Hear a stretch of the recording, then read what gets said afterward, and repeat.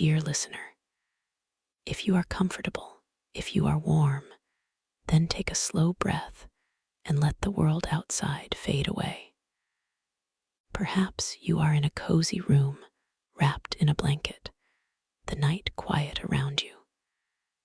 Perhaps you can hear the wind outside or the soft hum of a heater. Or perhaps you are in a place where the cold seeps through the glass and you pull the covers a little tighter. Wherever you are, I invite you to settle in, to let your thoughts drift, to travel with me now not through space, but through time, to a place where the wind was always sharp and the cold was a constant companion. We are going to the edge of empire. We are going to Hadrian's wall. Imagine a long, long line of stone and turf stretching across the narrow neck of northern Britain, from the River Tyne in the east to the Solway Firth in the west. It was not a wall in the sense we might think of a city wall or a fortress wall. It was a barrier, a statement, a boundary. It was built by Roman soldiers for Roman soldiers, and at its highest, it stood about 15 feet tall, with a deep ditch on the northern side and a military road running behind it to the south. For nearly 200 years, this wall marked the northern frontier of the Roman Empire. Beyond it were the lands of the tribes the Romans called Picts, or Caledonians, or simply the Painted People. And along this wall, in small forts, in mile castles, in watchtowers, lived the men who held that frontier, the legionaries and auxiliaries of the Roman army. They were not all from Italy. They came from Spain, from Gaul, from Syria, from North Africa, from the Danube. Men who had never seen snow before found themselves shivering on a windy ridge in Britannia. Now, think about that for a moment. You are a soldier, perhaps born in the warm sun of a Mediterranean province. You have signed up for 25 years of service. You have marched hundreds of miles through strange lands. You have seen the gray sea, the green hills, and then you are assigned to a garrison on Hadrian's wall. You are given a tunic, a heavy wool cloak, a pair of boots, and you are told, this is your home.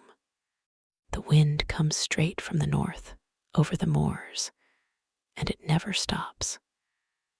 The rain is thin and cold, or the snow is wet and deep, and the nights are long. In winter, darkness falls by 4 in the afternoon, and it does not lift until 8 the next morning. How do you survive that cold? How do you sleep when the frost forms on your breath? The Roman army was a marvel of organization. It fed its men, it paid them, it equipped them, and it knew, perhaps better than any other ancient army, that a cold soldier is a useless soldier. So the first line of defense against the freezing nights was not the wall itself, but the clothing. The legionary wore a wool tunic, usually a simple, sleeveless garment that reached his knees. But that was not enough. Over the tunic, he wore the sagum, a large, thick wool cloak that could be fastened at the shoulder with a brooch. The sagum was like a blanket you could wear. It was heavy when wet, but it was also surprisingly warm when dry. And the Romans knew to keep it dry. They had oiled wool cloaks, or leather cloaks for wet weather. They also wore woolen socks inside their caligae, those heavy, hobnailed sandals. Yes, sandals. But they had very thick soles, and the soldier would often stuff the boots with wool or hay for extra insulation. And by the 2nd century, Many legionaries had adopted the local custom of wearing breeches or trousers, which the Romans had once considered barbaric. But on a cold night, a pair of wool trousers under your tunic was a gift from the gods. If you were a legionary on the wall, you also had a hood. The Roman hood, called a cuculus, was a separate piece of wool or felt that fit over the head and shoulders. It was simple, but it kept the wind off your neck. And at night, in the barrack room, you might pull that hood up and wrap the sagum around you like a cocoon. But clothing alone was not enough. The real battle against the cold was fought inside the barracks. The standard barracks block for a century of 80 men was a long, narrow building divided into 10 rooms, each room about 15 feet by 12. That room, called a contubernium, was home to 8 men.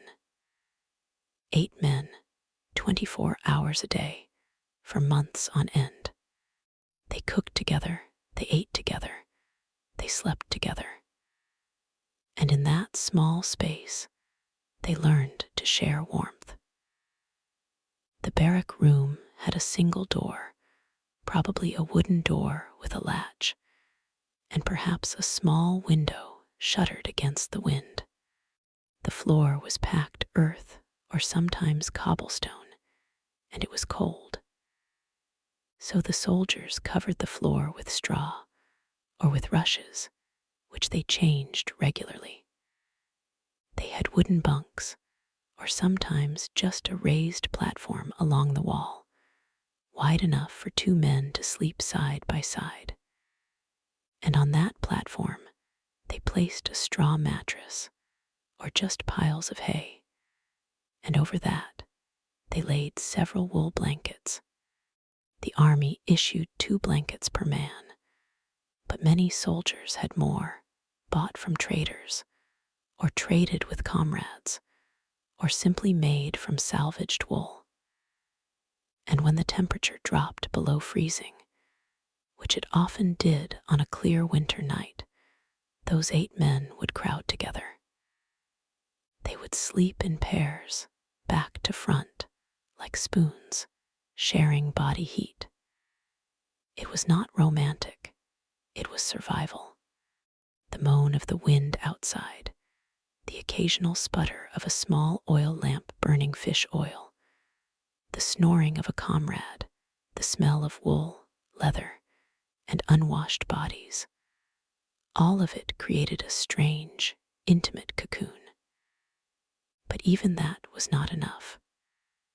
The contubernium had a hearth, not a fireplace in the modern sense, but a small brazier, a metal pan on legs, filled with charcoal or wood.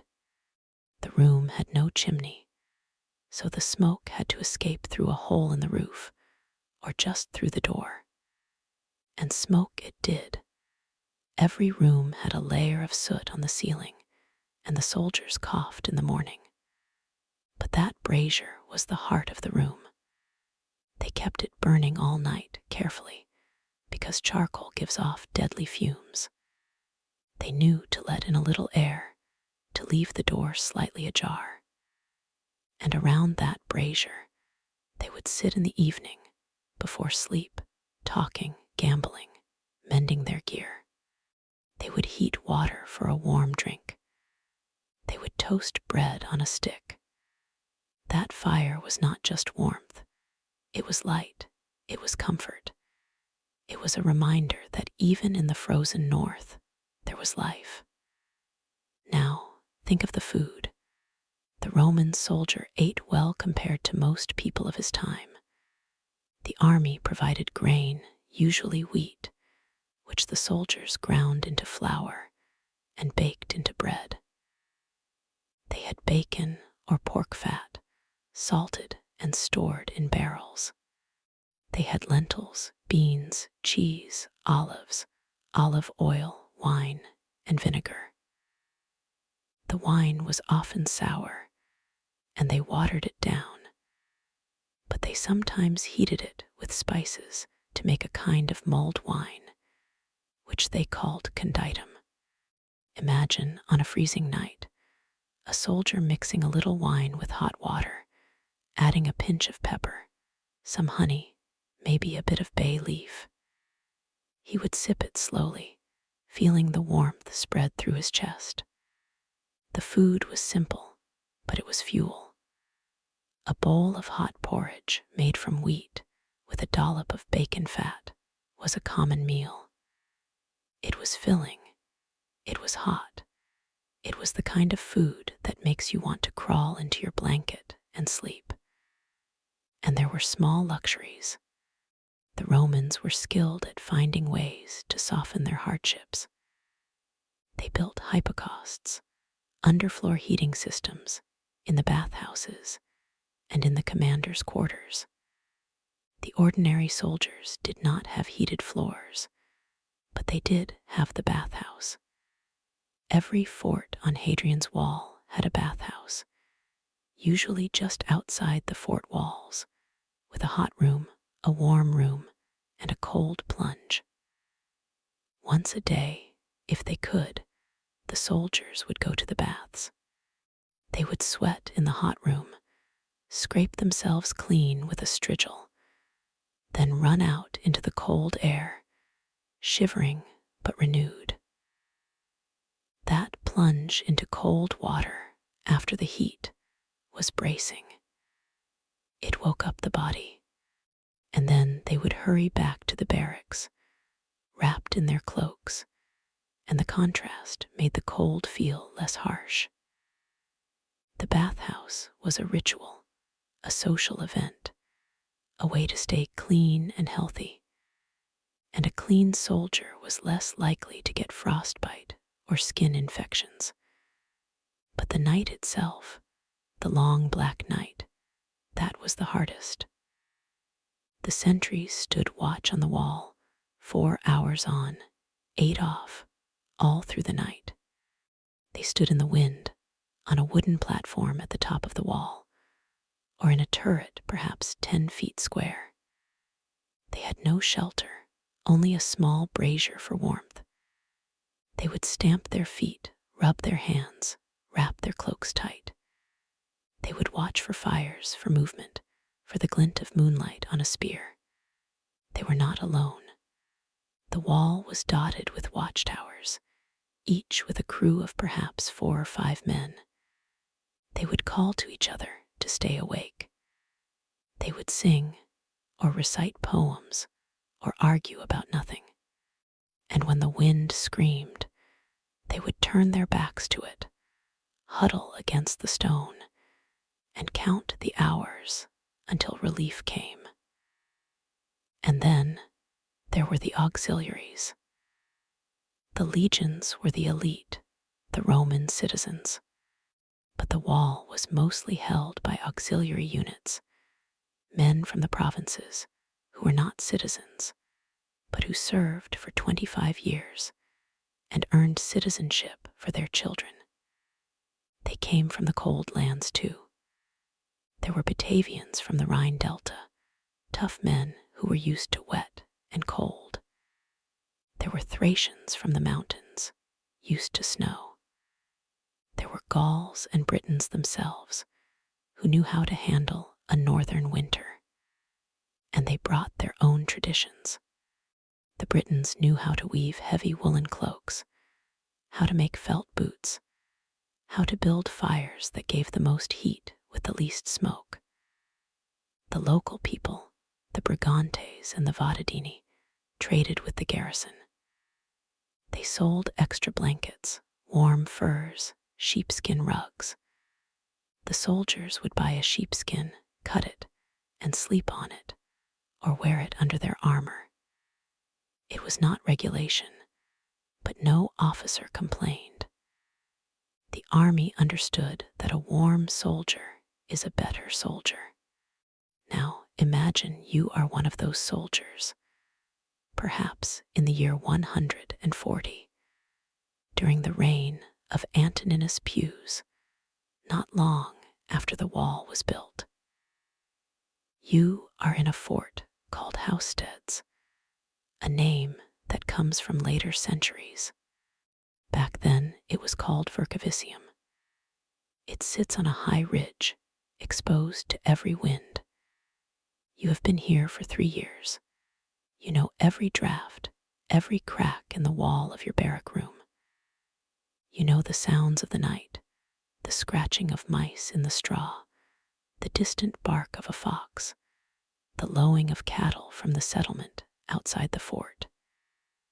You have a small oil lamp, a clay lamp shaped like a face, and its flame jumps in the draft. You sit on your straw pallet, your back against the cold stone wall, and you pull a blanket over your knees. You are not asleep yet. You are thinking of home, of a village in Spain, of an olive tree, of the sound of cicadas on a summer evening. But you know that dream will not come true. You are here in the cold, and the only way through it is to accept it. The Romans were Stoics in the philosophical sense. They believed in enduring hardship with dignity, and the night on the wall was a test of that philosophy. The cold was a thing to be met, not fought. You layered your clothing, you shared your warmth, you ate your hot food, you drank your hot wine, and you waited for dawn. And dawn always came. The sun would rise, thin and weak, but it would rise, and the wall would catch the first pale light, and you would see the frost sparkling on the stone, and you would know that you had made it through another night. There was a deep satisfaction in that, a quiet pride that modern comforts sometimes take away. The small triumphs of survival. So, as you lie here in your own bed, or wherever you are, think of those men. Think of the sound of hobnailed boots on frozen ground. Think of the hiss of a brazier in a dark room. Think of the slow shuffle of 8 men settling into their blankets, their bodies close, their breath misting in the cold air. And let your own breathing slow. Let the weight of the blankets settle on you. Feel the warmth of your own hearth, even if it is just a radiator or an electric blanket. Understand that the need for warmth is ancient and universal. The Roman legionary knew it, and he found his ways. And we will explore more of those ways as we move deeper into the night. But for now, just rest. Let your mind drift along the wall, mile after mile, past the turrets and the Malcastles, past the markers and the ditches. Imagine the wind has died down, and the stars are out, sharp and bright. The wall is silent, save for the occasional cough of a sentry. The cold is deep, but it is not hostile. It is just there, a presence, a fact. And inside the stone fort, inside the barrack room, 8 men sleep, curled together, breathing in rhythm. The fire is low, a bed of red coals. The oil lamp flickers. The night is long, but it is not empty. It is filled with the small, stubborn warmth of life. And that is how they survived. One night at a time. One breath at a time. One quiet hour after another. Until the sentry's horn called the dawn watch. And the sun began to climb over the edge of the empire.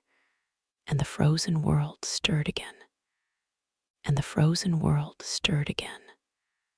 The dawn, when it came, was not a sudden event. It crept in slowly, gray at first, then a pale yellow, then a thin, watery gold. The sentries on the wall watched the horizon, their eyes heavy with fatigue. They had stood for 4 hours, listening to the wind, watching for the movement of shadows. Now, in the east, the sky began to lighten. The stars faded one by one. frost on the wall glittered like 1,000 tiny mirrors, catching the first rays. The sentry on duty would stamp his feet one last time, blow on his hands, and then turn to look back at the fort. He could see the smoke rising from the barrack roofs, thin and straight in the still morning air. The cooks were already awake, firing up the ovens. The smell of bread, of barley porridge, drifted across the parade ground. It was a smell that meant survival. Now, think of the morning routine. The soldiers would wake slowly, not all at once. In the contubernium, the 8 men shared a single room, and they knew each other's habits. One man always woke first, a Gaul named Lucius perhaps, who had a quiet way of building up the fire. He would slip out of his blanket, shivering, and crouch by the small hearth, blowing on the embers until they glowed red. He would add twigs, then small pieces of wood, then a larger log. The flame would catch, and the room would begin to warm. The other men would stir, turning under their blankets, reluctant to leave the cocoon of shared warmth. But the duty roster called. Some men were on morning patrol, some on gate duty, some on latrine cleaning. The army was a machine, and every morning it started again. The men would dress in layers. First, a linen tunic, soft from many washings. Then a woolen tunic, thick and rough. Over that, a heavy woolen cloak, often with a hood. The cloak was a soldier's best friend. It could be worn as a blanket at night, used as a ground sheet, or wrapped around the shoulders to keep off the rain and snow. The Romans called it a sagum. It was not fancy. It was a square of wool woven in the provinces, usually brown or gray. But it was warm, and on a cold morning, a man would pull his sagum tight, tie the clasp at his shoulder, and step out into the sharp air. His breath would plume. The ground would crunch under his hobnailed sandals. He would walk to the latrine, a long building with stone seats over a running drain. The cold stone would shock him, but he had learned to sit quickly. And then he would head to the mess, where a bowl of hot porridge waited. The food was simple, but it was the anchor of the day. The Roman army was careful about nutrition. Every soldier received a daily ration of grain, about 2 pounds of wheat, and that was the basis of every meal.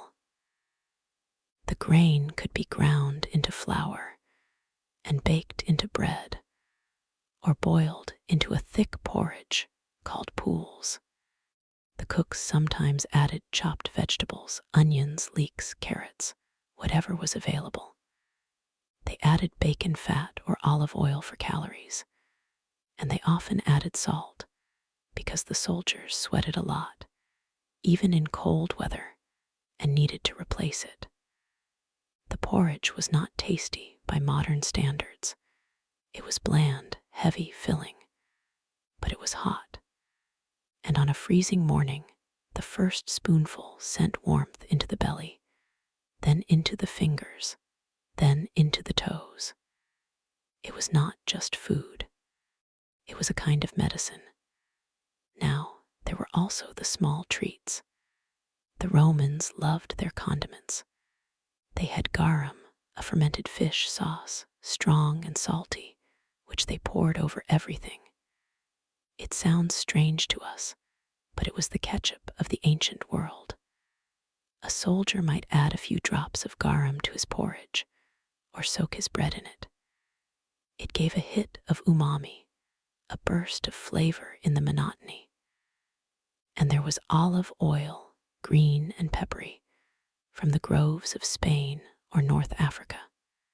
A drizzle of olive oil on bread, with a pinch of salt, could transform a dry meal into something almost luxurious. And if a soldier had a little extra coin, he might buy a piece of cheese from the local settlement, or a few dried figs, or a handful of walnuts. These were luxuries, but they were not rare. The trade between the fort and the local villages was constant. The soldiers had money, and the locals had goods. It was a symbiotic relationship, and it softened the harshness of life on the wall. But the mornings were also about maintenance. The Roman soldier was not just a fighter. He was a builder, a repairman, a janitor. The wall itself required constant attention. The stone joints weakened in the freeze-thaw cycle. The ramparts needed to be swept of snow. The ditches needed to be cleared of silt. The road along the wall, the military way, needed to be kept open for supplies. Every day there was work, and the cold made the work harder. A pickaxe that would bite into soil in summer now bounced off frozen ground. A wooden shovel would crack if you struck it against a frost-heaved stone. The soldiers learned to work slowly, with patience. They learned to use the sun, such as it was. They would start their tasks in the lee of the wall, where the wind was less fierce. They would take breaks, huddling around small fires, warming their hands, drinking water mixed with vinegar. The vinegar, oddly, helped to keep them hydrated. The Romans knew that water alone in cold weather was not enough. The vinegar added electrolytes, and the soldiers would sip it, sour but refreshing. And then there were the patrols. Out beyond the wall lay the lands of the tribes, the Britons who had not been conquered.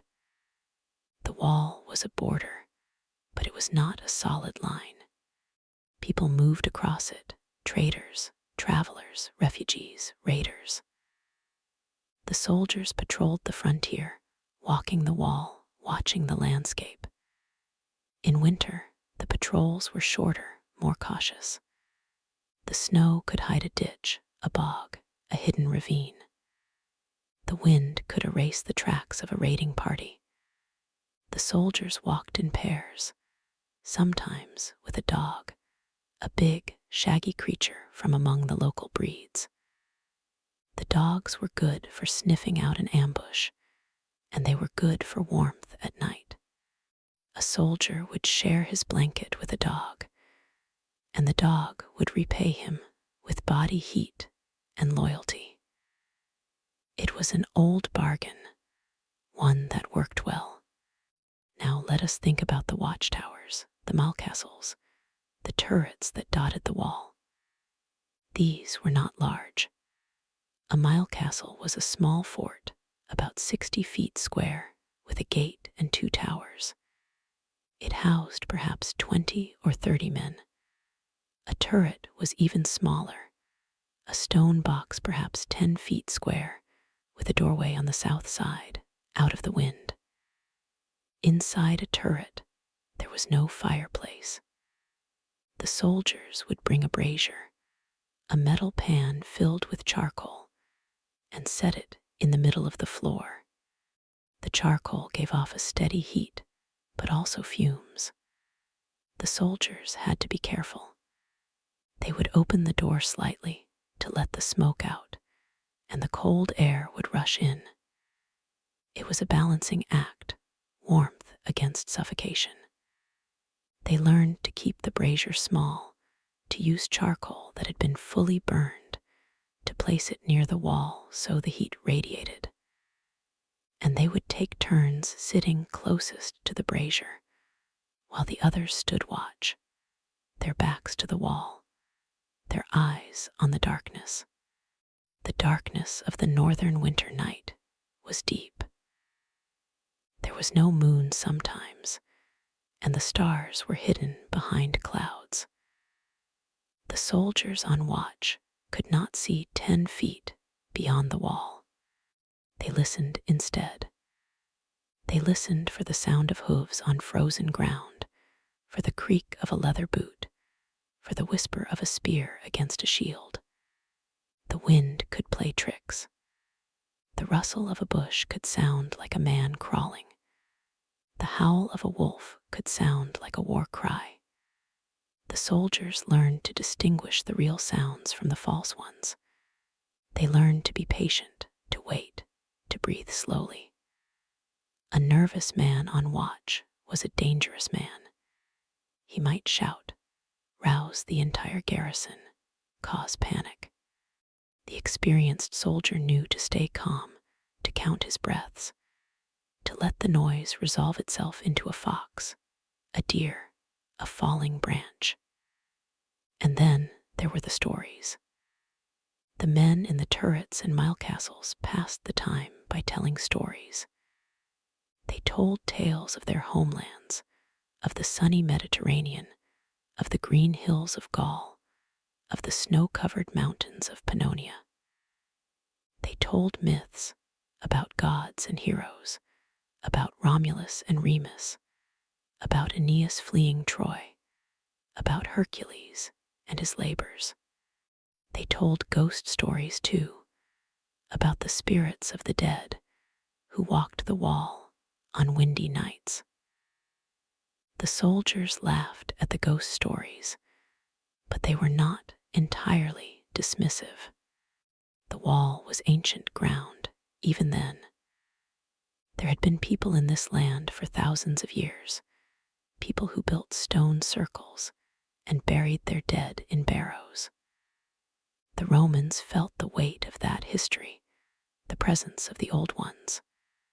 They made offerings sometimes at local shrines to the native gods to ensure safe passage.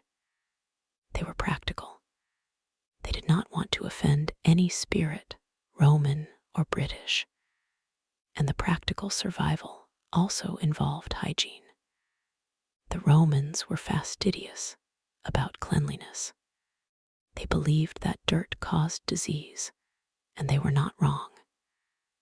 In the winter, when water was scarce and bathing was hard, the soldiers had to be creative. They would wash their hands and faces in snow, rubbing the skin until it tingled. They would clean their teeth with a frayed twig and a paste of salt and ashes.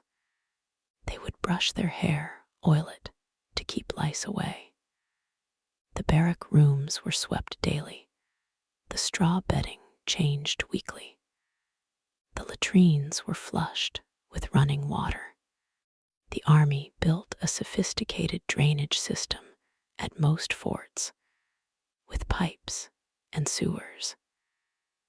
It was not as clean as a modern home, but it was far cleaner than most of the world at that time. And that cleanliness helped the soldiers survive the winter. Infections that could kill a man in the field were less common in the clean, orderly forts of the wall. But the greatest weapon against the cold was the body itself. The soldiers trained every day, even in winter. They ran, they jumped, they practiced with their swords and javelins. The exercise kept the blood moving, kept the muscles warm. They marched, too, often in full kit, carrying a pack that weighed nearly 100 pounds. The marching was slow, steady, relentless. The soldiers would sweat inside their cloaks, and then the cold would turn that sweat into ice. They had to take care not to stop for too long, or they would stiffen up. The officers knew this. They kept the men moving, kept them warm, and then brought them back to the fort for a hot meal and a dry place to sleep. The routine was the same day after day, and that was the point. The routine was a form of shelter, a structure that held the chaos at bay. Now imagine a particular night, one that has stayed in the memory of the legion. The wind has died down, and a thick snow is falling, silent and heavy. The men in the barrack room are quiet. They have eaten their dinner, a stew of wheat and bacon with a little dried thyme. The fire crackles. One man is writing a letter, using a stylus on a wax tablet, his hand moving slowly. He is writing to his sister in Damascus, telling her that he is well, that the winter is hard, but that he has good friends. He describes the snow, the way it muffles all sound, the strange beauty of the landscape. He writes that he has seen the local people building houses out of snow, cutting blocks, and stacking them into a dome. He tried one, he says, and it was surprisingly warm inside. The snow was a shelter, not an enemy. He learned that from the locals. The letter is a small act of defiance, a way of reaching across the miles, across the years, to hold on to something beyond the wall. The soldier finishes the letter, closes the tablet, and sets it aside. He will send it with the next supply wagon in a week if the roads are clear. He yawns. The other men are settling down. One is snoring, a soft, rhythmic sound. The fire has burned down to coals, glowing orange. The room is warm, almost cozy.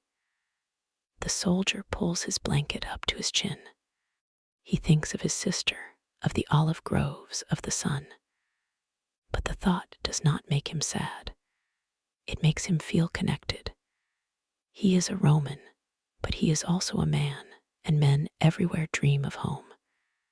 And in that moment, with the snow falling outside, and the fire glowing, and the warmth of his comrades around him, he is content. Let us pause there for a moment. Let the scene settle. The snow falls. The fort sleeps. The sentry on the wall, wrapped in his cloak, stamps his feet. He sings a quiet song, a march from his homeland, barely audible. The snowflakes catch in his eyebrows, melt on his cheeks. He is alone, but not lonely. He knows that in the mile castles, in the turrets, in the barrack rooms, other men are awake, others are breathing, others are holding the night together. The wall is a unity, a chain of men and stone and hope. And the night, for all its cold, is not empty. It is full of the quiet, stubborn persistence of life.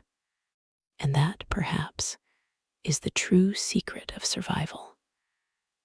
Not the warm cloaks, not the hot food, not the bathhouses, but the simple, unbreakable will to endure together, one night at a time. And so, on that particular night, the snow continued to fall, and the fort settled into its deepest quiet. The men who were not on watch lay in their bunks, each wrapped in a cocoon of wool and linen. Some were already asleep, their breathing slow and even. Others lay awake, listening to the soft hiss of the fire, the distant murmur of the wind. The mind, in such a state, begins to wander. It drifts through the day's events, the small aches and triumphs, the taste of the evening meal, the feel of the cold water on the hands at the morning wash. And then it drifts further to memories of summers long past, of faces that have become faint, of places that exist now only in the heart. One soldier, a man from the coast of Hispania, remembered the smell of the sea. He had grown up in a fishing village where the salt air mixed with the smoke of cooking fires. His father had been a fisherman, and the boy had learned to mend nets and read the tides. But the empire had called, and he had answered. Now he was here, on a wall that divided a green land he did not understand. He did not regret it, not exactly. He had seen the world, or at least the corner of it that Rome controlled. He had marched through Gaul, through the forests of Germany, across the channel into this misty island. He had stood guard in Londinium, with its crowded streets and its cold rain. And now he was here on the northern frontier, watching for tribes that he had never seen. His name was Lucius, and he was a legionary in the Legio VI Victrix.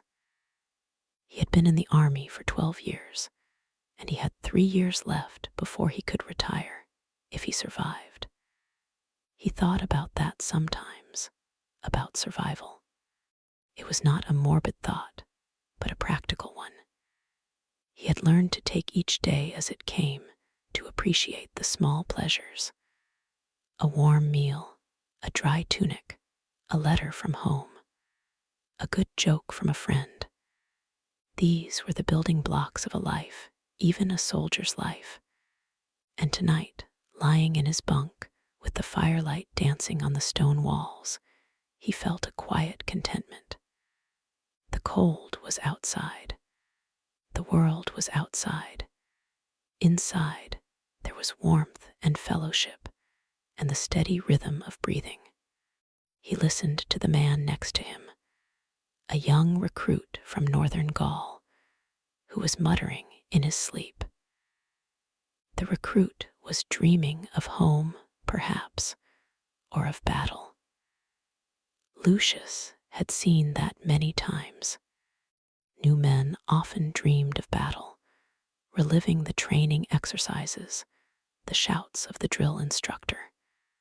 They would jerk and twitch, and sometimes cry out. The older men ignored it.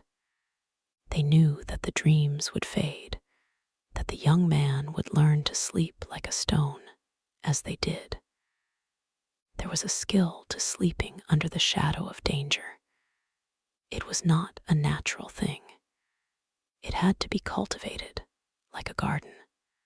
You had to train the mind to let go, to trust that the sentries were awake, that the gods were watching, that the wall was strong. And the wall was indeed strong.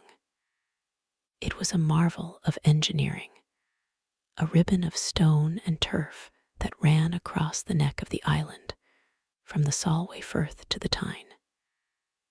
The legionaries had built it with their own hands, under the supervision of engineers. They had quarried the stone, cut the blocks, mixed the mortar, laid the courses. They had dug the ditches, raised the ramparts, constructed the towers.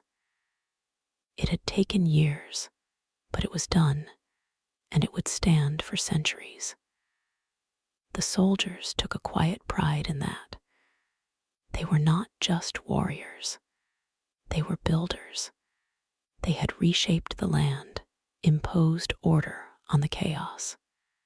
The wall was a statement, a line drawn in the earth, saying, "Here is Rome, beyond is the wild." But the wild was not simply an enemy. The soldiers learned that too. They traded with the tribes beyond the wall when the peace held. They exchanged wine and pottery for hides and furs. They learned a few words of the local language, the guttural sounds that seemed to come from deep in the throat. They learned the names of the local gods, the spirits of springs and groves. Some soldiers adopted those gods, added them to their own pantheon.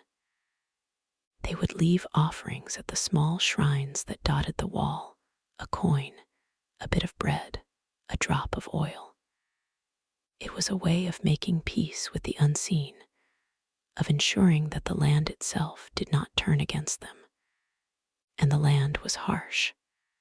The winter was not the only challenge. The spring brought mud, thick and clinging, that could pull the boots off a man. The summer brought insects, clouds of midges that bit and buzzed. The autumn brought rain, relentless and gray. But the winter was the hardest because it tested the body and the spirit. The body could be fortified with food and fire. The spirit needed something else. It needed stories, prayers, songs. It needed the sense that the suffering had a meaning, that the cold nights were part of a larger purpose. The officers understood this. The centurions, the men who commanded the centuries, were experienced soldiers who had risen through the ranks. They knew that morale was as important as rations. They would walk through the barracks at night, checking on the men, speaking a word of encouragement. They would see that the braziers were burning properly, that the bedding was dry, that the sick were being cared for. They were stern, but not cruel. They knew that a man who felt cared for would fight harder, endure longer, and they cared in their own way. The century was a family, a rough and sometimes violent family, but a family nonetheless.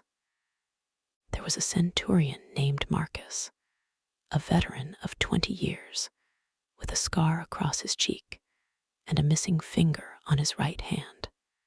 He was a short man, broad-shouldered, with a voice that could carry over a battlefield. But in the quiet of the night, his voice softened.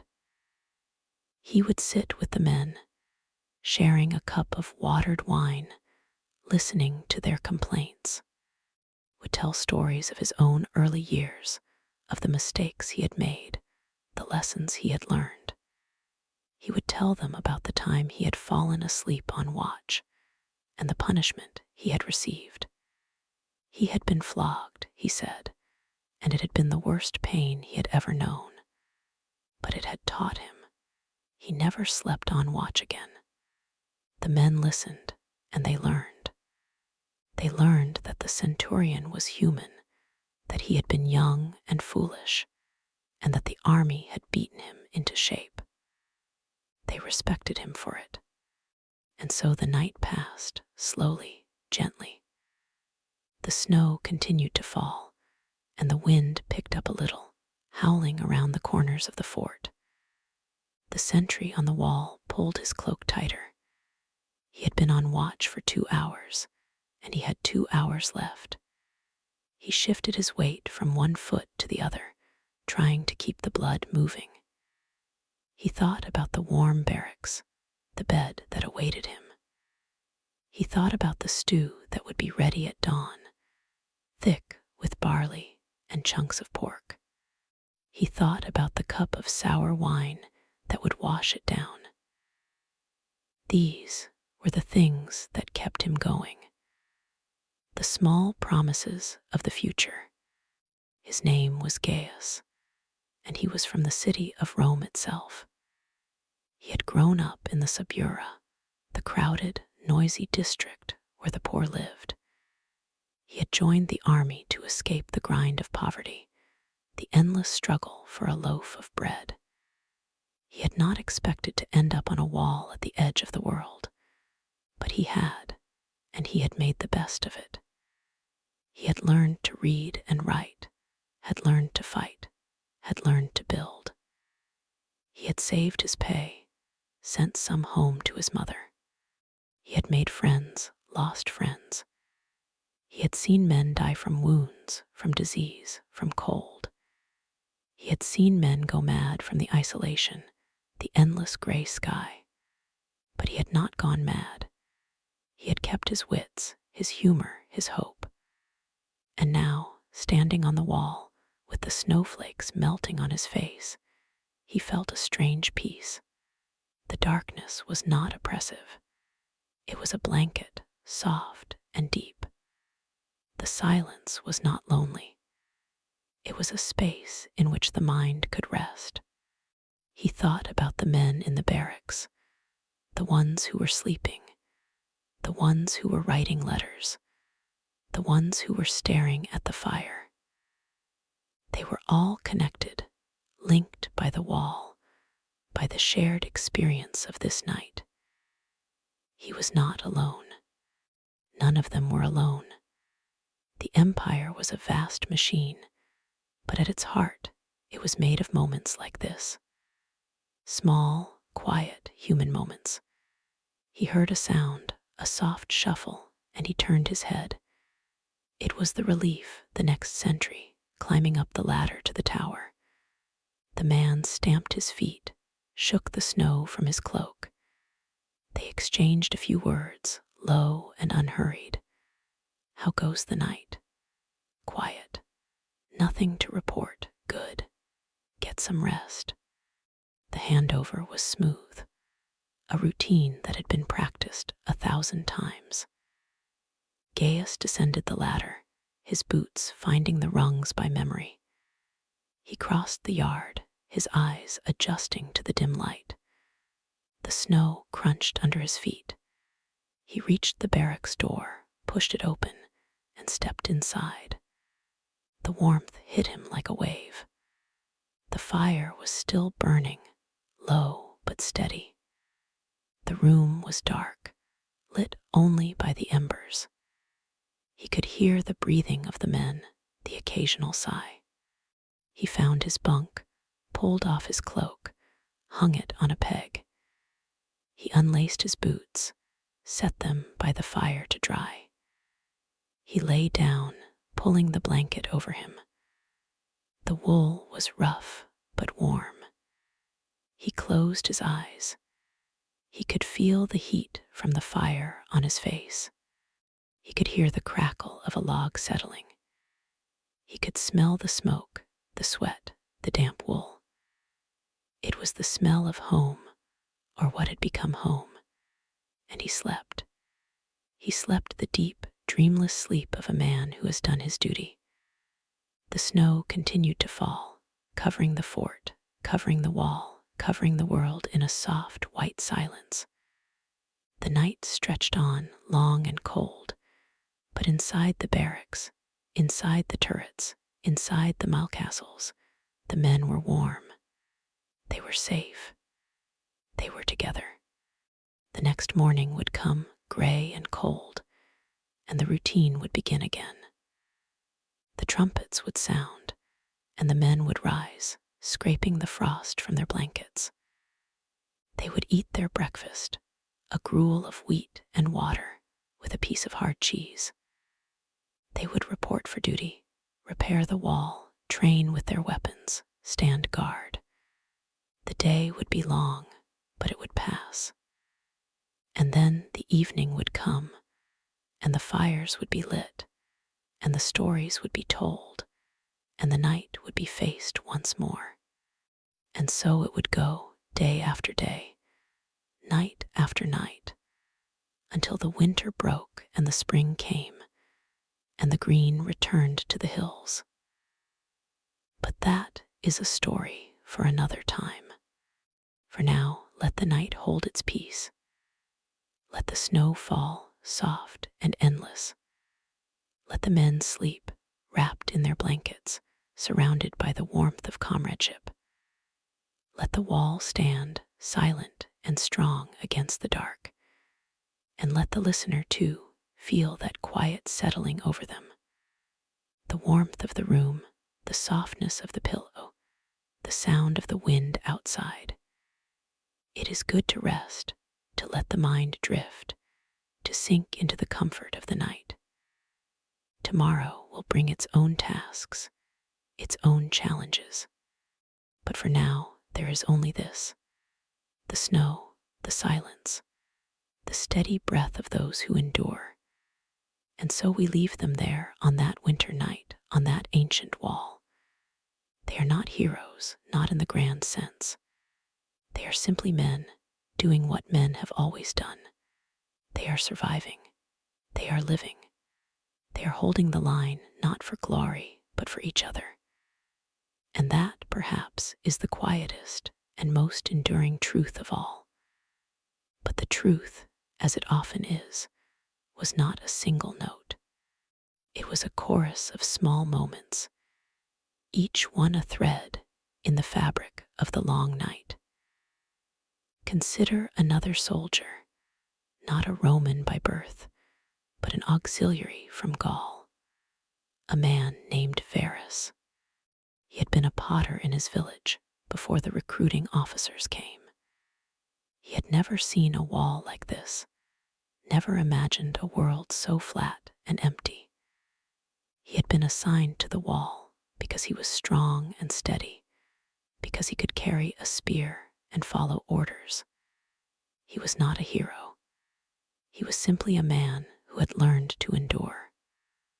On this particular night, Varus was not on sentry duty, but on latrine duty, a task that every soldier dreaded but could not avoid. The latrines were in a small stone building at the edge of the fort, a long row of wooden seats with a channel of running water below. The water came from a nearby stream, diverted by a Roman engineer with a talent for such things. It was not the most pleasant place to spend an hour, but Varus had learned to find a quiet rhythm in the work. He scrubbed the seats with a stiff brush and a bucket of sand. He checked the flow of water, making sure nothing was blocked. He thought about the village he had left behind, the smell of clay and wood smoke, the sound of his mother singing. The building was cold, of course, but the work kept him warm. He moved slowly, deliberately, letting his mind drift. He remembered the first time he had seen the wall, a gray line on the horizon, stretching as far as the eye could see. He had been afraid, not of the enemy, but of the loneliness. He had not spoken the language well, had struggled to understand the commands.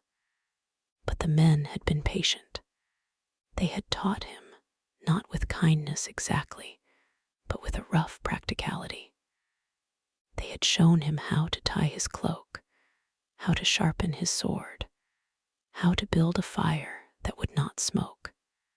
And he had repaid them by doing his work, by not complaining, by being reliable.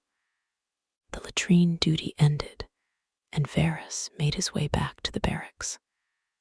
The snow had stopped falling, and the sky had cleared a little. A few stars were visible, cold and bright. He paused for a moment, looking up. He had learned the names of some of the constellations from a centurion who had served in Egypt. Orion, the hunter, the bear, the one that never set. They were familiar, even here, at the edge of the world.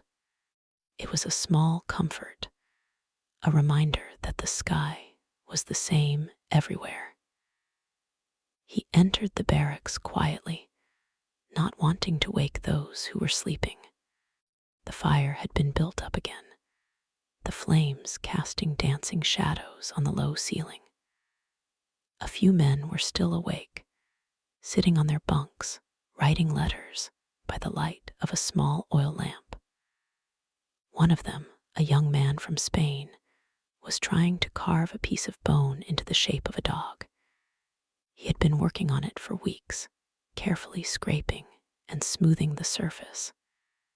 It was a gift for his younger sister, he said, though he had not seen her in 4 years. The carving was not very good, but the effort was there. Varus admired it, not for the skill, but for the love behind it. He sat down on his own bunk and pulled off his boots. The leather was damp, and he rubbed a little fat into the seams to keep them from cracking. He had learned that trick from a veteran who had served in Britain for 20 years. The veteran had said that the boots were the most important part of a soldier's kit. If your feet were dry, you could walk. If you could walk, you could fight. was a simple philosophy, but it worked.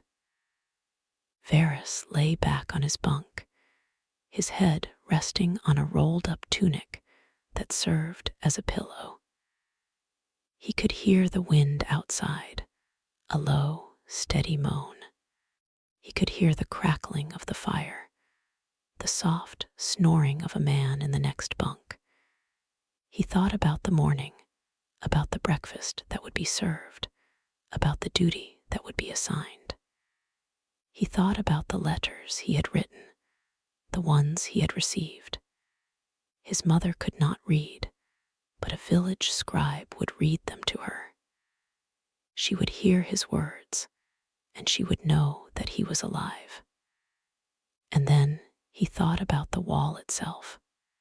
He had helped build a small section of it, a few courses of stone near one of the mile castles. He had learned to use a level and a plumb line to fit the stones together so tightly that no mortar was needed. The work had been hard, but there was a satisfaction in it. The wall would stand for centuries, long after he was gone. He was part of something larger, something that mattered. It was not a grand thought, not something he would say out loud, but it was there in the quiet of the night, a small, steady flame of pride. The next day would come, and the day after that, and the day after that. The winter would pass, and the spring would come. The wall would be repaired, the patrols would continue, the stew would be eaten, and Varus would be there, doing his duty, living his life. It was not a story of great adventure, but it was a story of endurance. And sometimes that is enough. Now, let us turn to another part of the fort, a place not often spoken of, but essential to the survival of the men. The granary. It was a large stone building, raised on pillars to keep the grain dry and safe from vermin. Inside, the air was thick with the smell of barley and wheat, of dust and thyme. Granary was the heart of the fort, the source of life. Without it, the men would starve. On this night, the granary was quiet. The door was barred, and a single guard sat outside, wrapped in a heavy cloak, his spear resting beside him. His name was Lucius, and he was from the city of Ephesus in Asia Minor. He had joined the army to see the world, and he had certainly seen it. He had marched through Gaul, crossed the Rhine, sailed the Channel.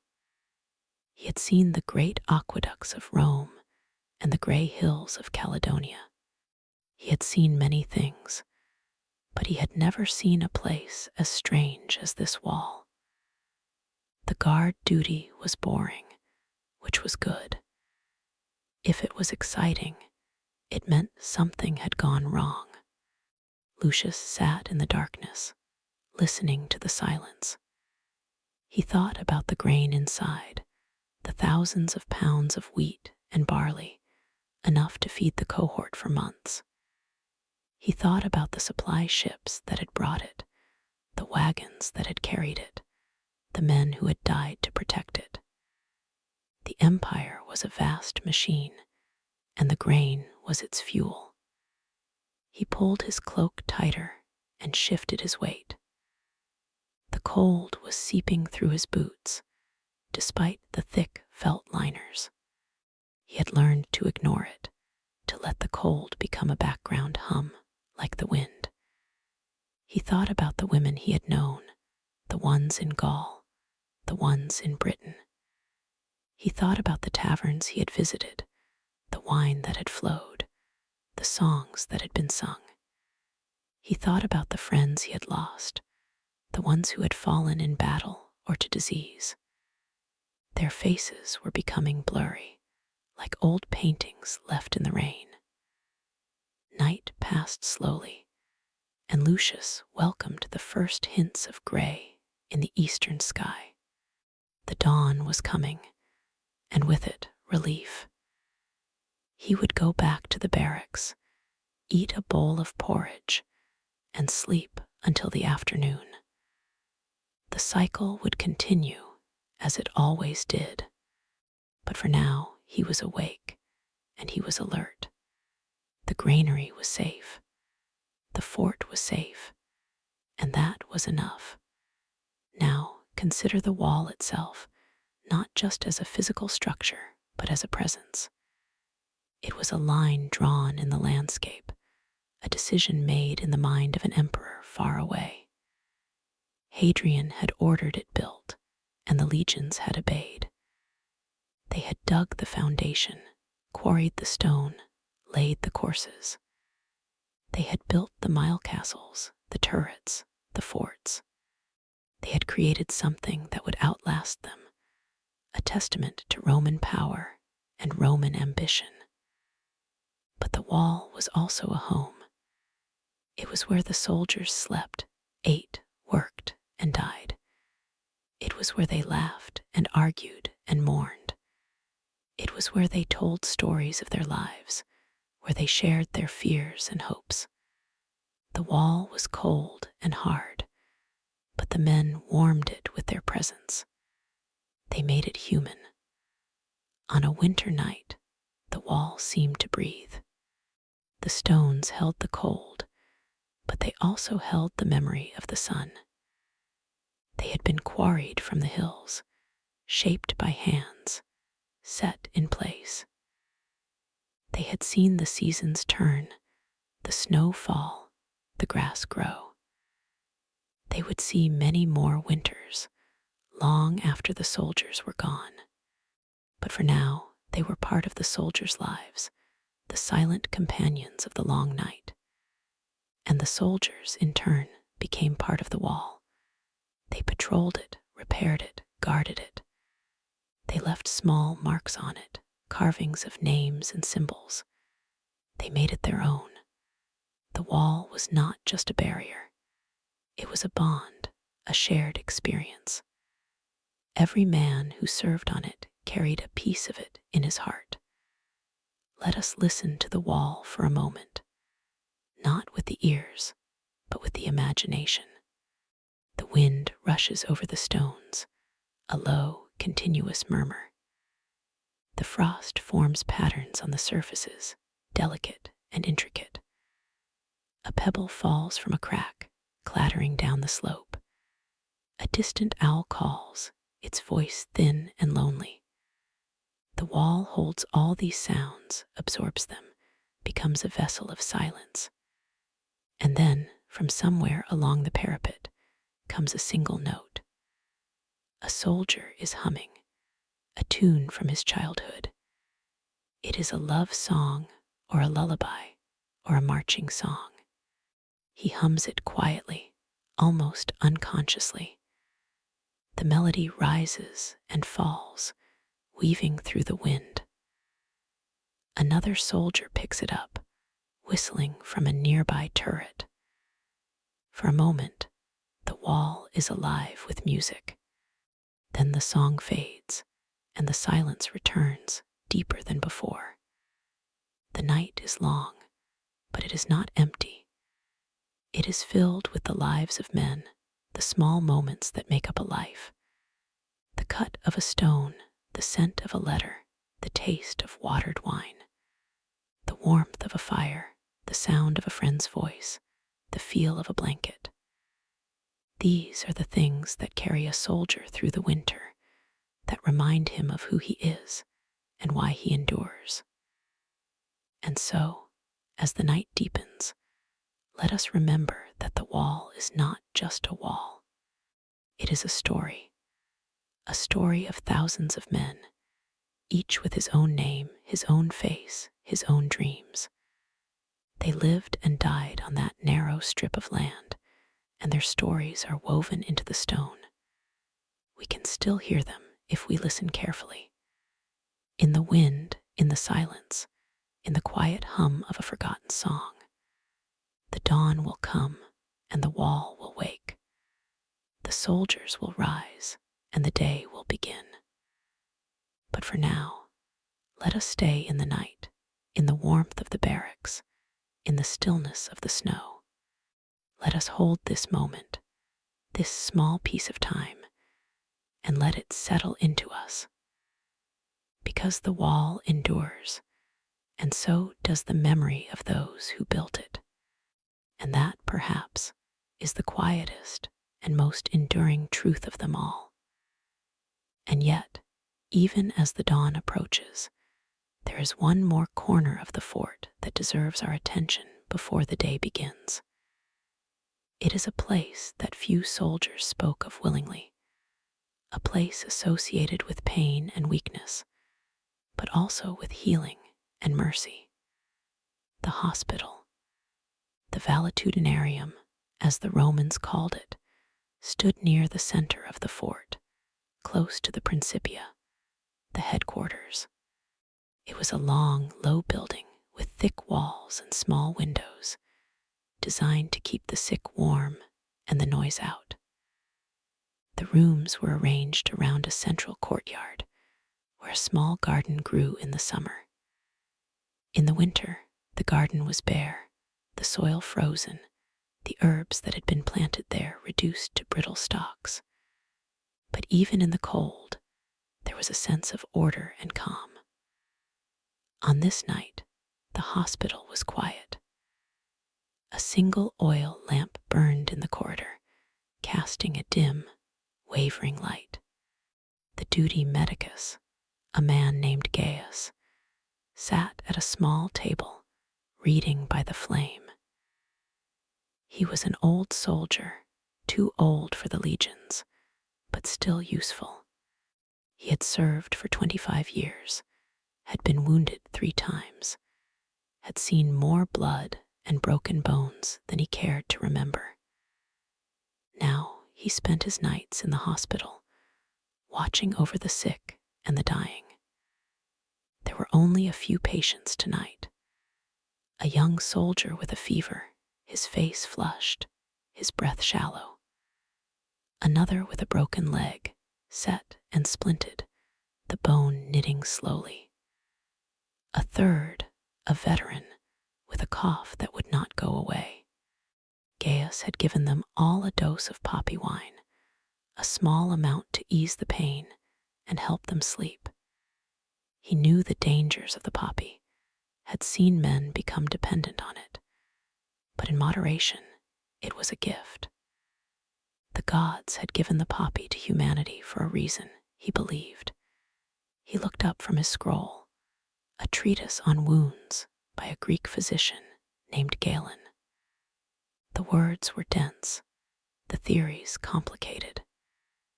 Gaius had learned more from experience than from books, but he respected the knowledge of the ancients.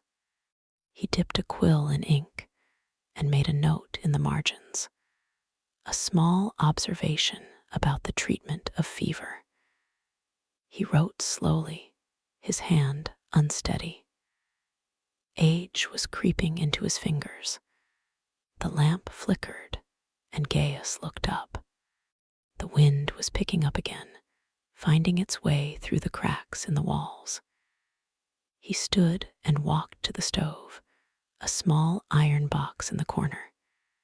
He added a few pieces of coal, stirred the embers, and closed the door. The heat spread slowly, a gentle warmth that barely reached the beds. But it was enough. He checked on the young man with the fever. The soldier was sweating, his skin hot to the touch. Gaius dipped a cloth in cool water and placed it on the man's forehead. The soldier stirred, murmured something in a language Gaius did not understand, then fell back to sleep. Gaius sat beside him for a moment, feeling the rhythm of his breathing. It was steady, but fast. He would live, Gaius thought. The fever would break by morning. He returned to his table and picked up the scroll again, but his eyes were heavy and the words blurred. He let the scroll fall to his lap and closed his eyes, not to sleep, but to rest. The night was quiet. The patients were stable. He could allow himself a moment of stillness. Outside, the wind continued to blow, and the snow fell in soft, silent flurries. The hospital stood firm, a shelter in the darkness, and within the sick were cared for, the weak were strengthened, the wounded were mended. It was not a place of glory, but it was a place of compassion. And in a land as harsh as this, compassion was a kind of warmth that the coldest night could not extinguish. Now, consider the commandant's house, the praetorium. It was the largest building in the fort, set apart from the barracks, with its own bathhouse and private latrine. The commandant, a tribune named Marcus Flavius Silvanus, was a man of rank and wealth. He had served in several provinces, had commanded cohorts in Germania and Pannonia. He was nearing the end of his career, and this posting on Hadrian's wall was his last. He hoped to retire to his estate in Campania, to grow olives and write his memoirs. But for now, he was here, in the cold north, responsible for the lives of nearly 500 men.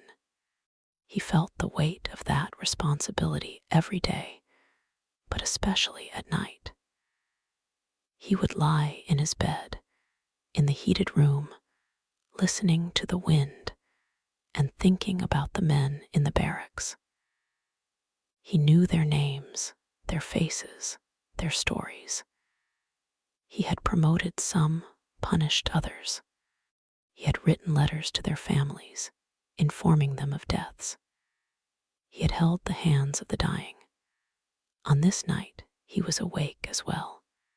He had finished his evening meal, a simple affair of roasted chicken and vegetables, and had read a few chapters of Livy's history. But his mind would not settle.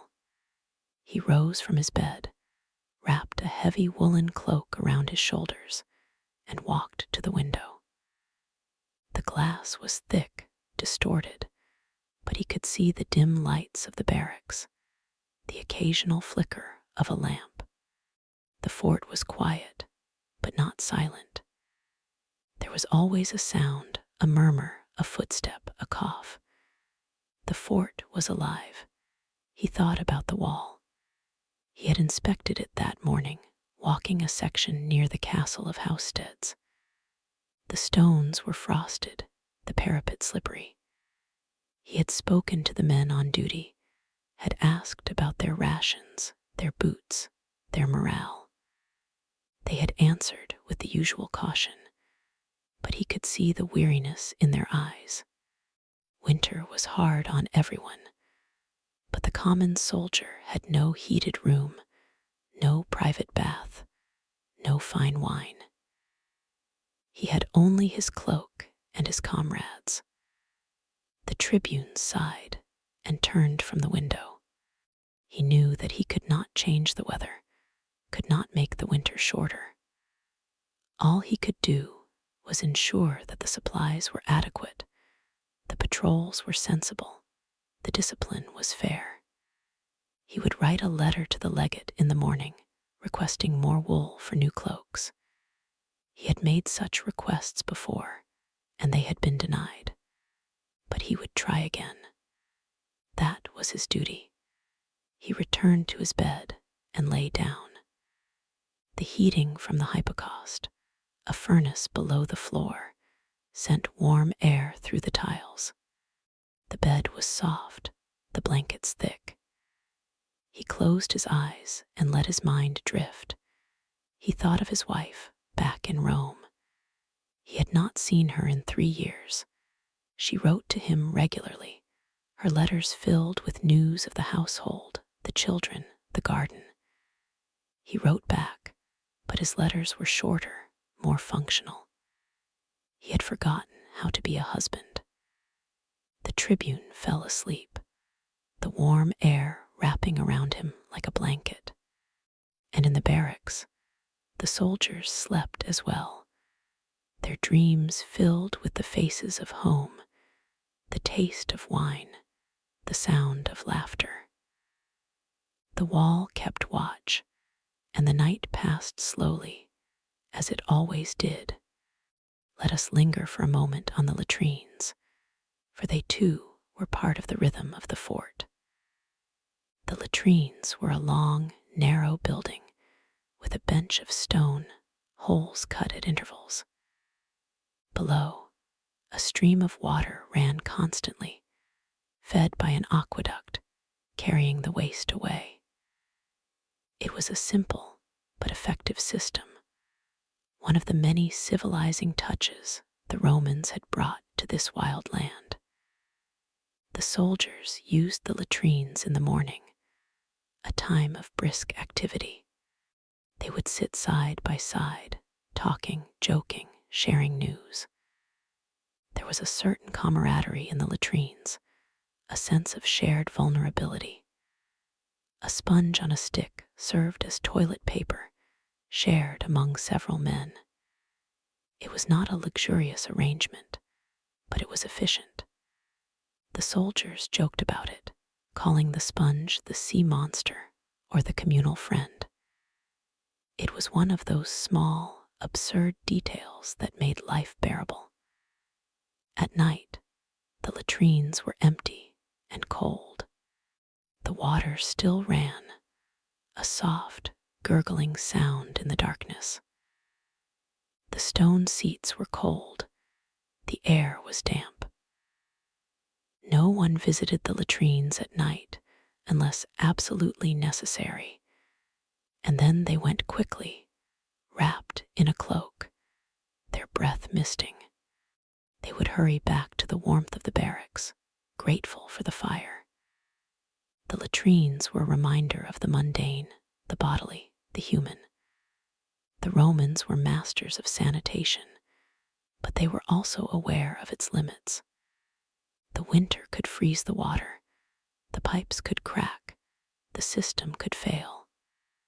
And then the soldiers would have to dig new trenches, to improvise, to endure the smell. It was not a glorious task, but it was necessary. And so the latrines were maintained, cleaned, repaired. They were part of the fort, part of the daily life. Now, let us step out of the fort entirely. Let us walk along the wall itself, at the edge of the Roman world. The wall stretches east and west, a gray line against the white snow. The turrets stand at regular intervals, small stone boxes where the sentries shelter from the wind. The mile castles are gates, points of passage and control. Beyond the wall, to the north, lies the land of the Britons, the tribes who had never been conquered. They were a constant presence, sometimes trading, sometimes raiding, always watching. On a winter night, the wall is a border between two worlds. To the south, the empire, with its roads and laws and taxes. To the north, the wilderness, with its forests and hills and secrets. The soldiers stand on the wall, looking out into the darkness. They cannot see the enemy, but they know he is there. They hear the cry of a wolf, the rustle of a bush, the distant sound of a horn. They grip their spears and wait. But the enemy on this night is not the Britons. The enemy is the cold. It seeps through the stone, through the wool, through the skin. It numbs the fingers, slows the thoughts, drains the will. The real battle is against the cold, and it is fought every night in the quiet, in the darkness. The soldiers have their strategies. They move, they stamp their feet, they swing their arms. They talk to each other, their voices low, their words short. They share a sip of watered wine, a piece of hard bread. They remind each other that the dawn is coming. They tell stories of past winters, of worse nights, of survival. They laugh at the memory of a comrade who fell into a snowdrift, or the time the stove in the barracks exploded. And so the night wears on, and the wall endures, and the soldiers endure. They are not heroes, not in the way of legends. They are ordinary men doing an ordinary job in an extraordinary place. They are cold and tired and bored and scared, but they are also resilient and resourceful and kind. They share a common purpose, a common fate. As the first light of dawn begins to creep over the eastern hills, the wall changes.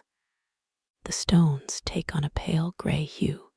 The frost glitters like tiny diamonds. The sentries see the shapes of trees, the contours of the land. The world comes back into focus. The night is over. The soldiers on duty will be relieved, will walk back to the fort, will eat their breakfast and fall into their beds. The night will become a memory, one of many. The cold will be forgotten until the next night, and the wall will stand, silent and patient, waiting for the next watch. Let us leave them now as the new day begins. Let us leave the fort, the wall, the men. Let us carry with us the image of the lamp in the hospital, the stove in the barracks, the song in the darkness. These are the small lights that keep the night at bay. And so, as you lie in your own bed, warm and safe, think of the legionaries on Hadrian's wall. Think of the cold, the wind, the silence. Think of the endurance, and know that their story is not a distant legend, but a living memory carried on the wind, embedded in the stone. The wall still stands, and so do they in the quiet spaces of history. Good night. Sleep well. The dawn will come. But let us stay a little longer, for the night has not fully released its hold, and there are still stories to be told. The dawn is breaking, yes, but the first light is a pale and tentative thing, a promise rather than a certainty. The fort stirs slowly, like a man waking from a deep sleep, reluctant to face the cold. The soldiers who have stood the night watch are making their way back, their boots crunching on the frost, their breath forming clouds that hang in the air before dissolving. They are tired, their eyes heavy, their limbs stiff. They have earned their rest. One of them, a man named Marcus, pauses at the gate of the fort. He is a veteran, his face lined by years of wind and sun and snow. He has served on the wall for 12 winters now, and he knows its moods as well as he knows his own. He looks back at the wall, its stones still dark against the pale sky, and he feels a strange affection for it. It is a cold and unforgiving companion, but it is his companion nonetheless. He remembers the first time he saw it, as a young recruit, fresh from the sun of Spain. He had thought it was the end of the world, a gray scar on the land. Now he knows it is a home of sorts. He walks through the gate, into the fort. The streets are quiet, but there are signs of life. A cook is already stoking the fire in the kitchen, the smell of bread and porridge drifting through the air. A groom is leading a horse to the stables, its breath misting, its hooves clicking on the stone. Marcus nods to them, but he does not speak. He is too tired for words. He makes his way to his barracks, a long, low building that he shares with 7 other men. The door creaks as he opens it, and the warmth of the stove hits him like a wave. He stands for a moment, letting the heat seep into his bones. Inside, the barracks are dim, lit only by the embers of the fire and a single lamp that burns on a shelf. The other men are still asleep, their breathing a soft chorus. Marcus finds his cot, a narrow bed of wood and canvas, and he sits down. He removes his boots slowly, his fingers numb and clumsy. He has done this 1,000 times, and each time it is the same ritual. The boots are wet from the snow, and he sets them by the stove to dry. He takes off his cloak, his tunic, and wraps himself in the blanket. The blanket is thin and scratchy, but it is his. He lies down, his head on a rolled-up bag of straw, and he closes his eyes. He does not sleep immediately. His mind is still working, still replaying the hours of the night. The wind had been fierce, and he had spent most of the watch moving, stamping, swinging his arms to keep the blood flowing. He had talked with his comrade, a young man from Gaul named Lucius, who had asked him about the wars in Dacia, about the emperor, about the gods. Marcus had answered as best he could, but his stories were old, worn smooth by repetition. He had told Lucius about the time he had seen a bear near the wall, about the blizzard that had buried a whole patrol, about the strange lights in the sky that the Britons said were spirits. Lucius had listened, his eyes wide, his questions eager. Marcus remembered being that young, that full of wonder. Now he was just tired. He drifts into sleep, and his dreams are filled with the sounds of the night, the wind, the click of the lamp, the voice of Lucius asking for one more story. And then the dream shifts, and he is walking along the wall, but it is summer, and the sun is warm, and the land is green. He can smell the grass, the heather, the faint salt of the sea. He sees his own village, the whitewashed houses, the olive trees, the face of his mother. He tries to reach her, but the wall is always between them, and he wakes with a start. The barracks is still dark, but the fire has been stoked, and the lamp is brighter. He hears the sounds of morning, the clatter of pots, the voices of the men who are already awake. He knows he should get up, but his body feels heavy, and he decides to lie for a little longer. He closes his eyes again, letting the sounds wash over him. There is a kind of peace in this, in the knowledge that the night is over, that he has survived another watch, that the day will bring its own routines. Now, let us wander a little further into the other corners of the fort, where the day is beginning in its own way. The stables, for instance, are a world of their own. The horses are restless, their breath steaming in the cold air. They have been stabled all night, and they long to run, to feel the wind in their manes. The grooms are busy, brushing the horses, checking their hooves, preparing them for the day's patrol. The horses are as essential as the soldiers, for they carry the riders who scout the land beyond the wall, who deliver messages, who enforce the law. They are a link between the fort and the wider world, a living thread of communication.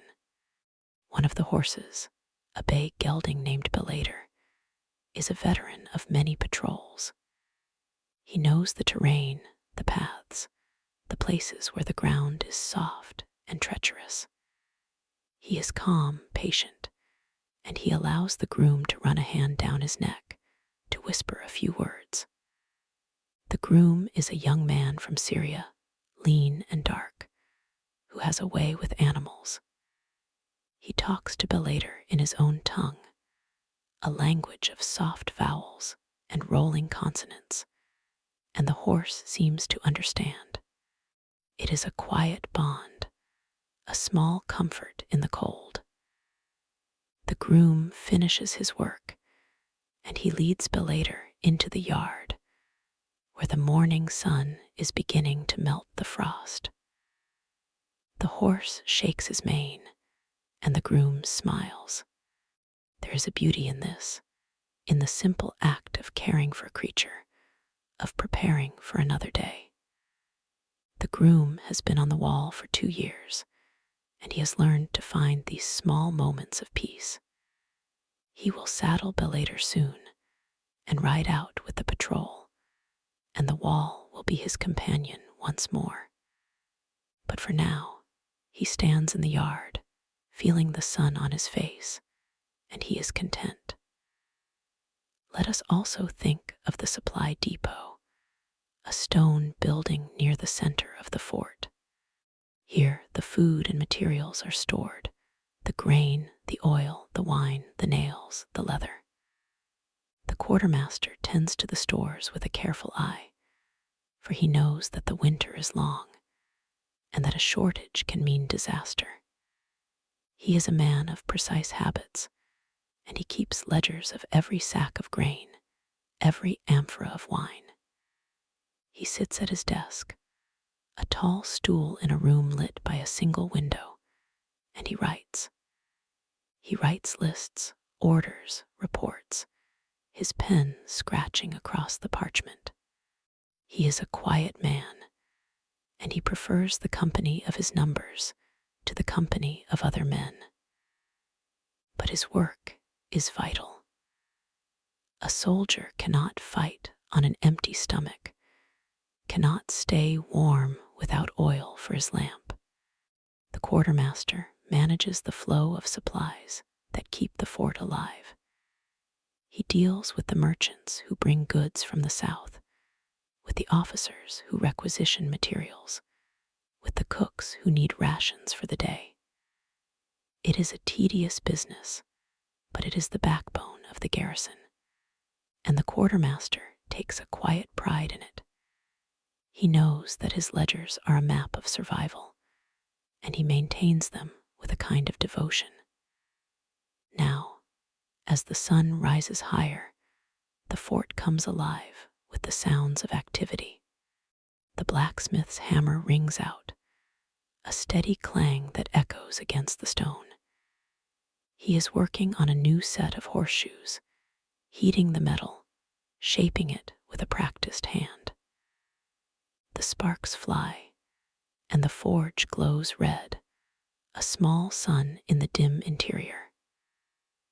The blacksmith is a giant of a man, with thick arms and a bald head, and he works with a concentration that excludes all else.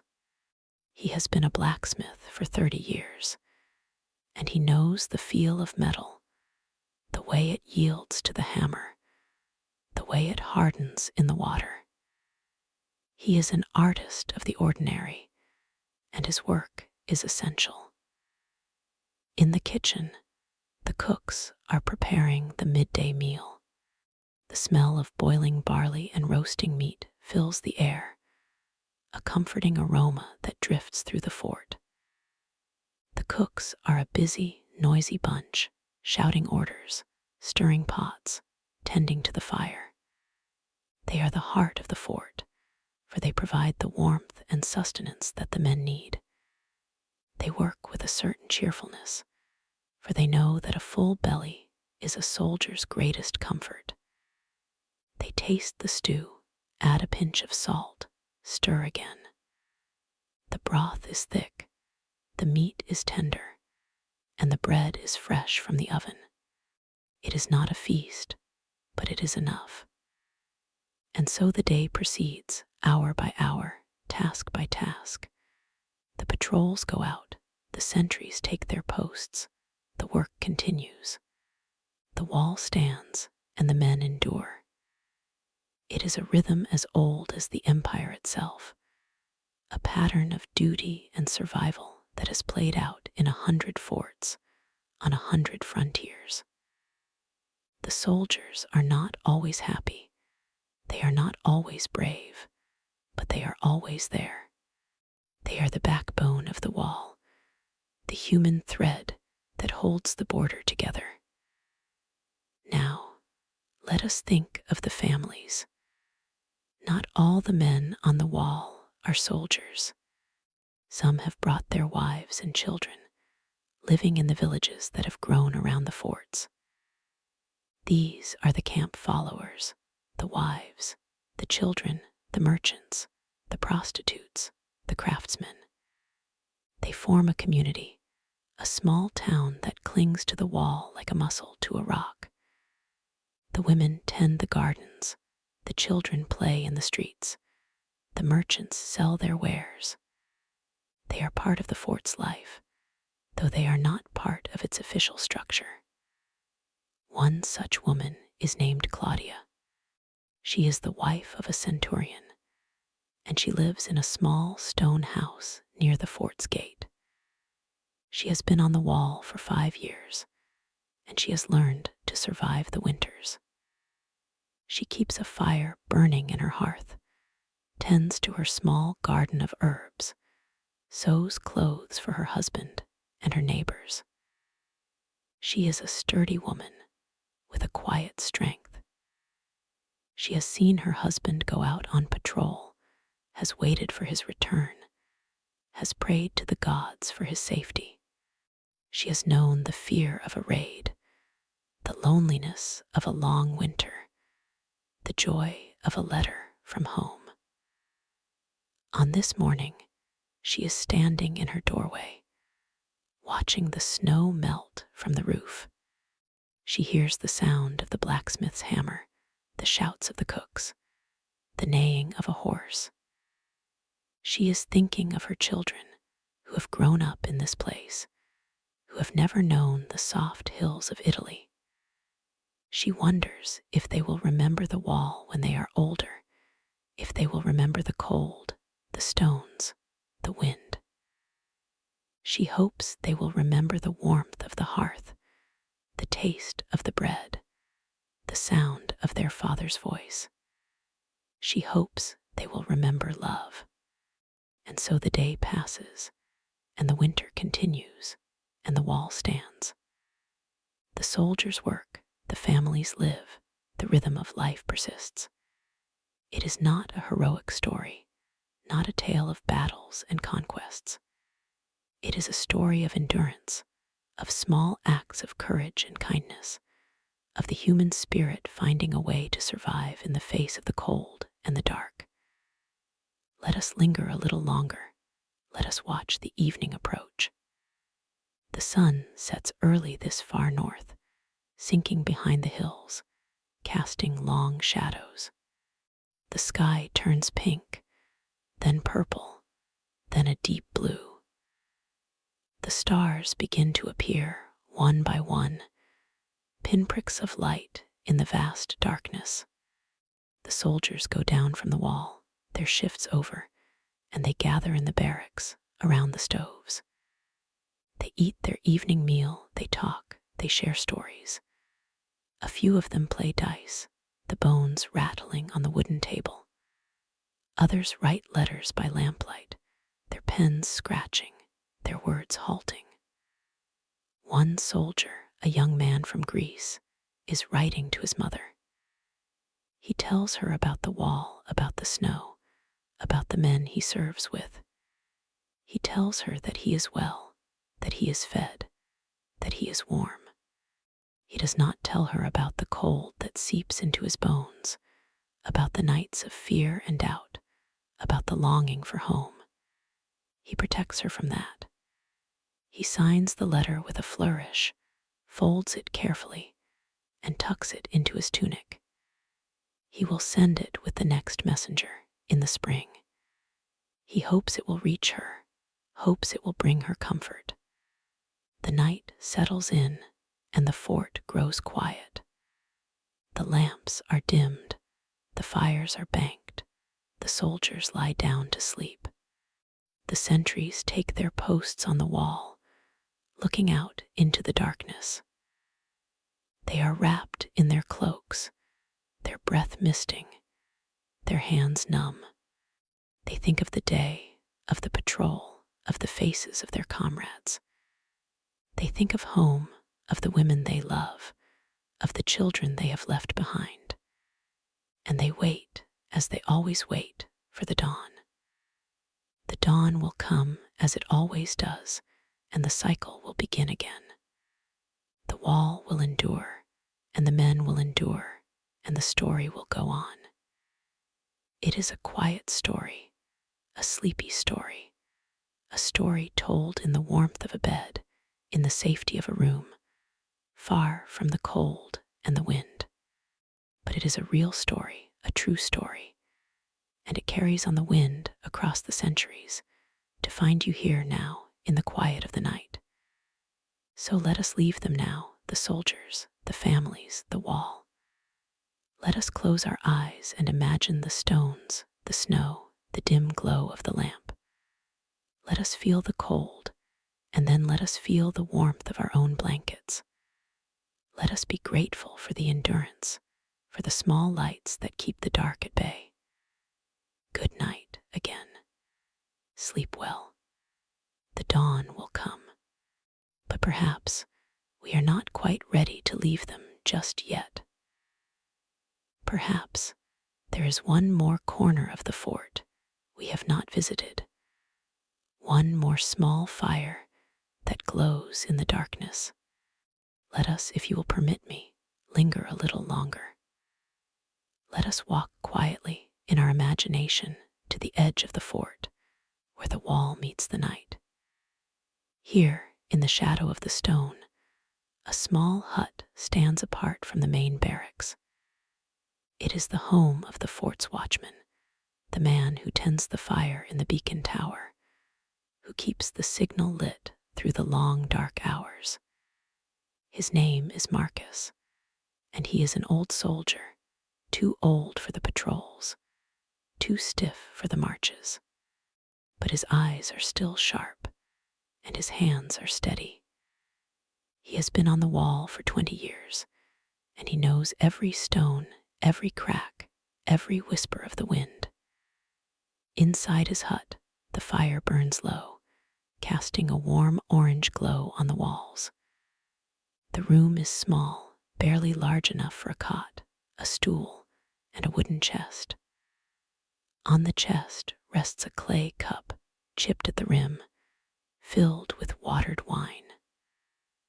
Marcus sits on the stool, his back to the fire, his gaze fixed on the embers. He is not asleep, not quite awake, but somewhere in between, in that soft borderland where thoughts drift like smoke. He is thinking of the night, of the cold, of the men on the wall. He knows that the sentries are shivering in their cloaks, that their fingers are numb, that their feet ache with the chill. He knows because he has been there, because he has stood those watches 1,000 times. He remembers the snow that stung his face, the wind that tore at his cloak, the long hours of silence, broken only by the howl of a wolf or the creak of the ice. He remembers the way the cold could seep into the bones, making the joints stiff, the mind slow. And he remembers the small victories, the moment when the sun finally crested the hills, the warmth of a shared flask, the comfort of a comrade's voice in the dark. He reaches for a pouch at his belt, small and worn, and draws out a handful of dried herbs. He knows the remedies, the old recipes passed down from his mother, from her mother before her. He crushes the leaves between his fingers, inhales the sharp, earthy scent.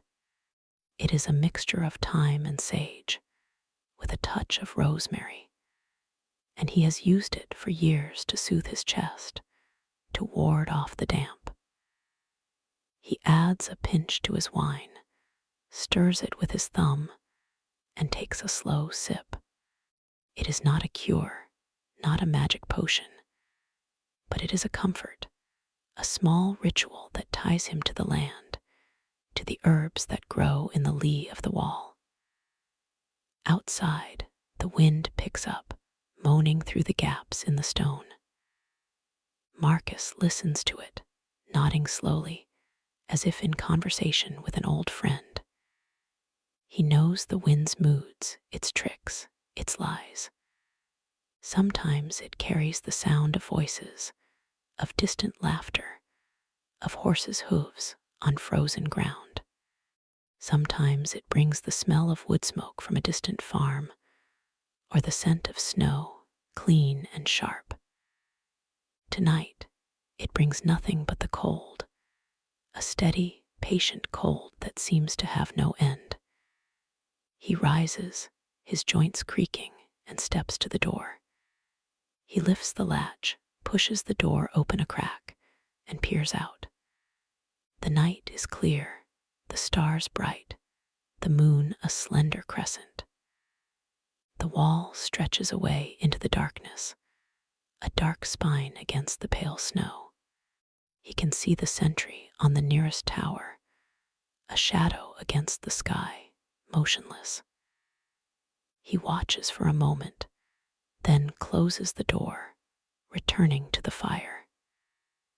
He thinks of the men who have come and gone over the years, the faces he has seen, the names he has forgotten.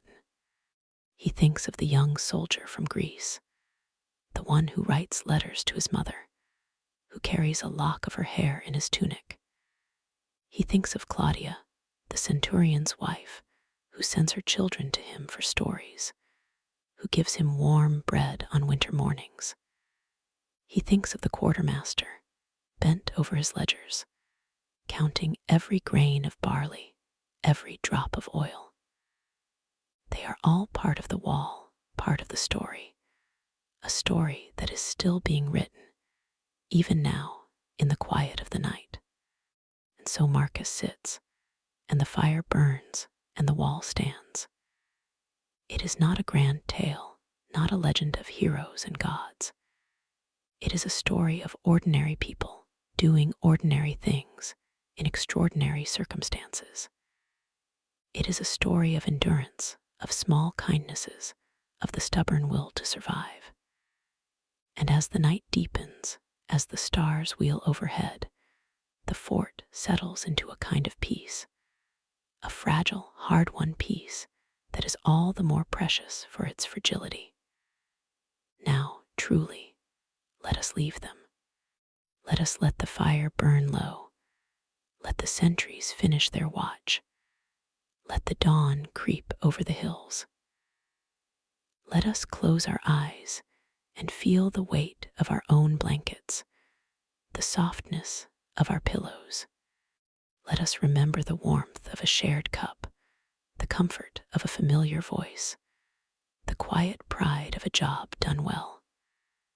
And let us carry that warmth with us into our own night, into our own dreams. Good night, gently. Sleep well. The dawn will come, and the wall will still be there, and the story will continue in the quiet of the heart, in the warmth of the memory, in the endless, patient turning of the seasons.